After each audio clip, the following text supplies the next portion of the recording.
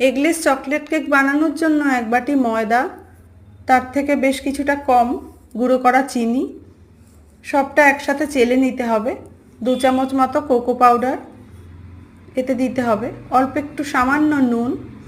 শুকনো উপকরণগুলো ভালো করে মিশিয়ে নিতে হবে। ওদিকে একটু গরম জলে কফি গুলে রাখতে হবে। রিফাইন্ড অয়েল দিতে হবে সামান্য। এবারে কফির মিশ্রণটা এতে দিয়ে দিতে হবে। উষ্ণ গরম দুধ কিছুটা দিতে হবে। এরপর দিতে হবে 2 থেকে 2.5 চামচ মতো টক দই। গ্রেট করা চকলেট দিতে হবে, 1 চামচ বেকিং পাউডার আর সামান্য বেকিং সোডা। এবার এই সবটা ভালো করে মিশিয়ে নিতে হবে। ব্যাটারটা তৈরি হয়ে গেল। এবার কেক বানানোর পাত্রে অয়েল ব্রাশ করে একটা কাগজ নিচে দিয়ে নিতে হবে। এবার কেকের মিশ্রণটা ওর মধ্যে দিয়ে আগে থেকে প্রিহিট করা হাঁড়িতে একটা স্ট্যান্ড বসিয়ে এইভাবে দিয়ে ঢাকা দিয়ে দিতে হবে। মিনিট 40-45-এর মধ্যেই কেক কিন্তু রেডি। এইভাবে ছুরি দিয়ে একটু চেক করে নিতে হবে।